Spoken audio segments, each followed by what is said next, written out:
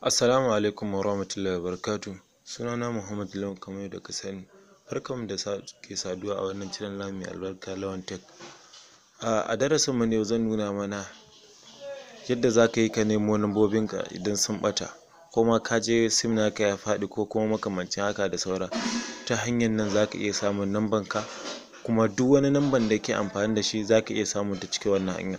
Kafin na nuna mana, akwai inda aka rubuta subscribe, ka danna mun ƙarfin sanarwa, saboda zarar na ɗaura bidiyo na za a sanar da kai.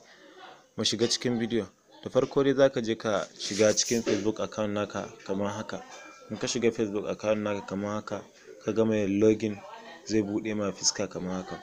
Banci ya riga ya buɗe ma fuska kamar haka, abinda aka zo ka yi na farko, za ka zo ka danna waɗannan madanni uku na saman nan, sai ka zo ka danna kan madanni uku na sama. In ka danna madanni uku na sama, zai buɗe ma kamar haka. Bancin ya riga ya buɗe ma kamar haka, za ka zo ƙasan nan, gashi nan ƙasan nan inda aka rubuta settings. Bari in sa muku makin saboda ku gan shi tukunna. Inda aka rubuta settings ɗin nan, inda aka rubuta settings, sai ka zo ka shiga kan settings. In ka shiga kan settings, sai kai ƙasa gaba ɗaya, ƙarshe gaba ɗaya. In ka yi ƙasa gaba ɗaya ƙarshe, gashi nan a nan inda aka nuna a nan wajen, gashi nan important contacts, gashi nan a nan wajen important contacts, sai ka zo ka shiga kan important contacts ɗin nan. Kana shiga zai buɗe ma kamar haka.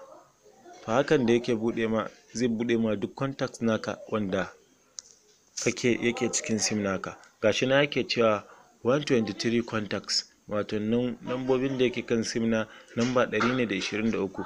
Wannan lamban matuƙan in dai ba ma iya lamban kan sim na, ko wani ya ɗan baka sim na ka taɓa wa Facebook, to zai save na namba a nan.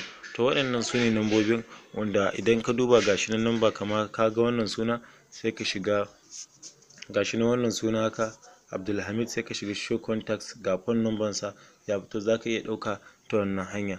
To idan ka ji daɗin bidiyon, kada ka manta ka danna like, ka yi share, kada ka manta ka danna mana subscribe domin samun bidiyon mu.